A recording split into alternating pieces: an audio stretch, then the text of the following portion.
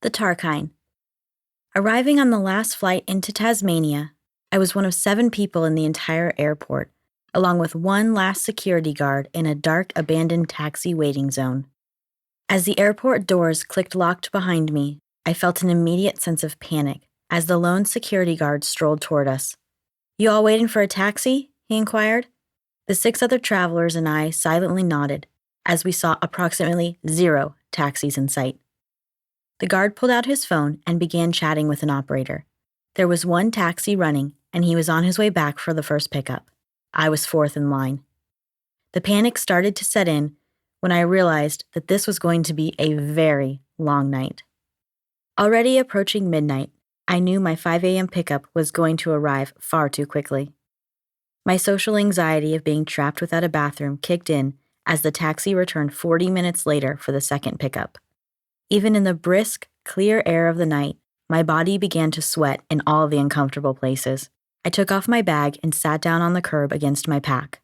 Completely helpless to hasten my arrival to my motel, I settled into my seat, thanking God that I was at least in a country where I could comfortably speak the language.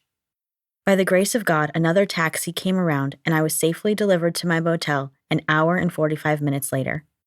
With only a couple of hours left for some shut-eye, I got on top of the blankets of my bed and laid there with all my clothes on.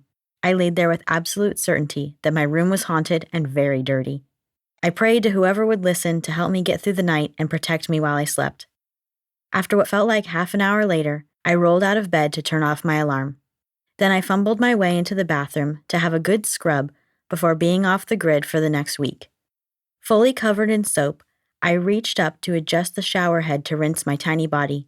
As I loosely gripped the edges of the shower head, it came crashing to the floor, shattering the temperature gauge on the way down.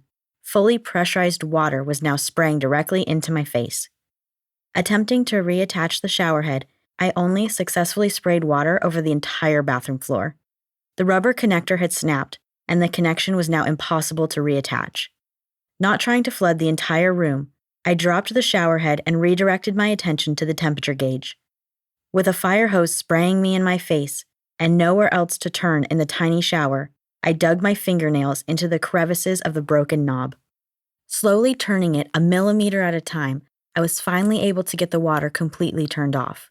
I was still uncomfortably covered in soap when I heard a car honking outside and began to fully panic. I managed to wrap myself in a wet towel to answer the knock at my door. There stood my bright-eyed guides and a van full of smiling faces. The look on my face must have painted enough of a picture for them as I breathlessly explained the situation and asked for 2 more minutes to throw my clothes on. Using the dripping towel to wipe the excess soap off my body, I scrambled to write a note to the hotel staff apologizing for the incident in the bathroom. Still damp, I grabbed my pack and my boots and joined my new pals outside. "What an epic way to start our adventure," they all clamored. Awkwardly agreeing, I handed over my pack and climbed into the van. We made our way to the edge of the rainforest, and I quickly got to know my adventure mates. There were 2 guides, Jake and Natalie, an elderly couple, a middle-aged woman, another gal about my age, and a sassy older gentleman whom I instantly knew would be my favorite new companion. Together we were intimately going to explore the Tarkine. By the time we turned off the paved road, I was stoked for the epic adventure ahead. Cruising down a very bumpy dirt road for an uncomfortable amount of time, the van suddenly stopped in the middle of its path. "This is it," Jake explained excitedly. How on earth he knew this was the appropriate entrance to the rainforest, I had no idea. It looked like all of the other tree lines we had been driving through for the last few miles, with no pullout or sign that it was time to stop. The path went on before us, but we were parked right there and began unloading. Natalie took off into the trees while the rest of us began piling up our packs and supplies. Taking turns finding our first rest stops, we all awkwardly peered around, awaiting Natalie's return. Just as I was thoroughly getting confused, a rustling appeared from the trees. Natalie was pulling a cart of sorts that would carry our supplies into camp. It was a homemade rig that looked like someone had built a rack on top of a handheld pallet jack. Without asking questions, we all helped in loading the cart full of our supplies. Soon, we were packed and ready to move along. Jake asked if anyone wanted to throw their packs on top of Natalie's rig. The others agreed, creating a wobbly mountain of backpacks on top of the coolers and supplies. Feeling guilty for Natalie to carry the whole load, I opted out. Determined to fully commit to this experience, I naively committed to carrying my backpack into camp, while Natalie and our supply rig took off to the left and Jake guided us all forward into the forest ahead. By about 1.5 miles into our forest ascension, I regretted not surrendering my pack to Natalie's rig. Now sweating my ass off and clearly out of shape, I tightened up my straps and leaned into the experience. Thank goodness the travel guide booking my excursion had convinced me to rent a walking stick. Had I not, I probably would have been on my hands and knees crawling up that rainforest floor. Just shy of 3 miles later, the rainforest floor began to level, and camp began to appear. There was a small wooden shack with a large wooden platform jetting towards the top canopies of the trees. This was our camp kitchen and dining area. There was a long, gorgeous wood table and several small counters to prepare our food. As I meandered over to the edge of the deck, taking in the breathtaking expansiveness before me, I heard a familiar rustle of Natalie and her rig. She had taken an alternative route that had been loosely cleared to pull the supply cart into camp. As Natalie began to set up our kitchen, Jake walked each of us in opposite directions to our tent site. The kitchen compound was the center of our camp, and each of us had a secluded little area off the beaten path. While in my tent, I was far enough away to not see anyone, but close enough to vaguely hear chatter in the distance.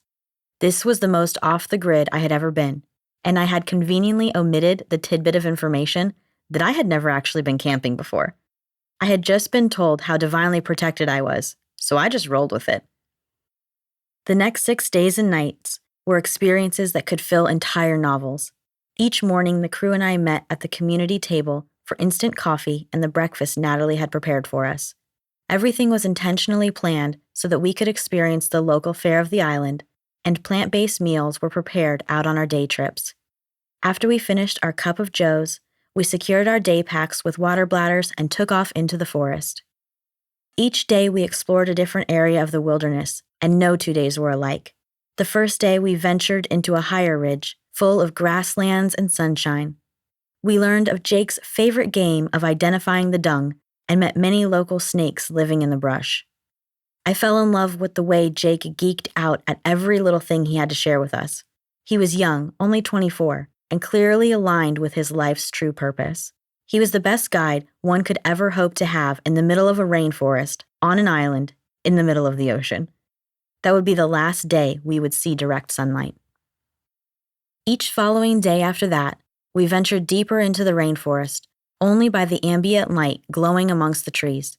Every turn we took was fascinating and magical, and there was not a moment of downtime when I was not in complete awe and wonder of this sacred land. The forest was rich with energy and thriving with the history of its evolution and past. We saw where fires had blazed through, but never burned to destruction. We saw fingerprints of lightning strikes and overturned root systems the size of houses. There were 2 things in particular that I found most fascinating about this sacred land. There were very few bugs, and the forest floor was not solid. The Tarkine is one of the rarest rainforests in the world. The average age of the trees in the forest surpasses 600 years old. This rainforest is so old that it predates pollinating plants. Where there are no pollinating plants, there are no bugs. Where there are no bugs, there aren't many birds. A majority of the wildlife in the Tarkine are listed as endangered or rare. So rare that we were told how blessed we would be to come across the Tasmanian devil responsible for the droppings we had been following. The other pleasant surprise of these full-day excursions was how comfortable the hikes were to my feet. The forest floor was alive with buoyancy. The lands were so undisturbed that there wasn't even enough activity to pack down the layers of fallen leaves and branches that made up the forest floor. It was as if we were walking along the tops of millions of layers of bark and leaves. It wasn't like snow or clouds we could fall through. It was just soft and forgiving with each and every step. The entire ecosystem of the rainforest was below the ground. Millions of species of fungi ruled this sacred land. There was not much wildlife that could be seen with my naked eye, but Jake assured me it was all thriving and well beneath our feet. We explored and swam in the river, and we meditated inside the hollow hole of a tree that towered above my line of sight. Every moment of that trip far surpassed my wildest expectations. With each passing day, I became more connected to the land and comfortable in the silence of Her Majesty.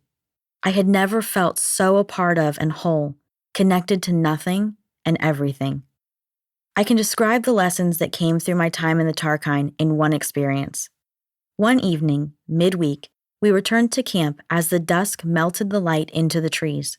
I sat quietly in contemplation, staring off the edge of the deck when one of my new mates told me that I was up next for the opportunity to take a shower.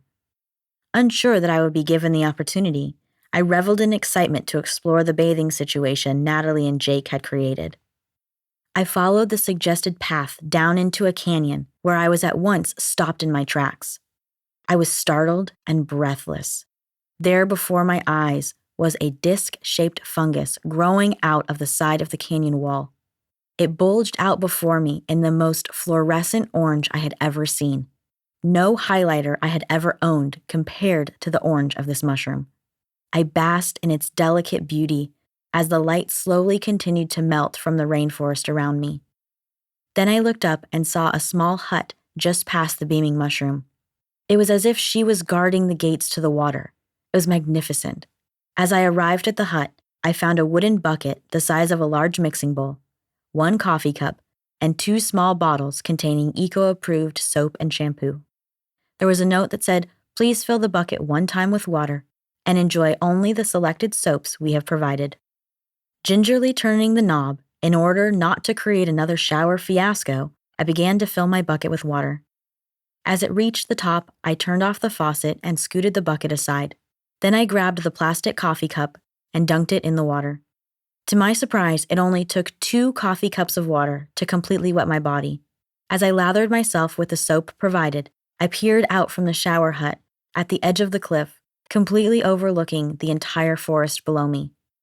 As I lathered my hair, my heart began to sink into the divine simplicity of the moment. I was naked, on the edge of this cliff, in the middle of the most incredible land I had ever seen, and it only took 1 bucket of water to completely cleanse my body. Coffee cup in hand, as I rinsed myself clean, tears began to stream down my face as I watched the last moments of light dance from the trees. As I realized that I still had half a bucket of water left beside me, I silently wept at the depth of the connection I had to Mother Earth at that moment.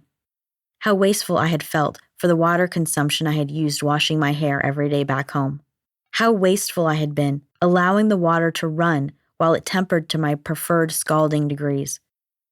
I wept in gratitude for her lessons that I am but a visitor here to her sacred lands on earth.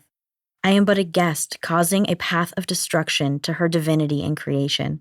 I am but a speck of existence in the grand scheme of Her Majesty. As the salty tears blended into the water dripping from my body, I picked up the wooden bucket of my remaining water. Setting it on the ledge of the hut, I thanked her for this experience and offered the water back to her as a gesture of my gratitude. As the remaining water poured out of my bucket, a calm came over me that she appreciated and forgave me. I knew that now that I knew better, I could do better.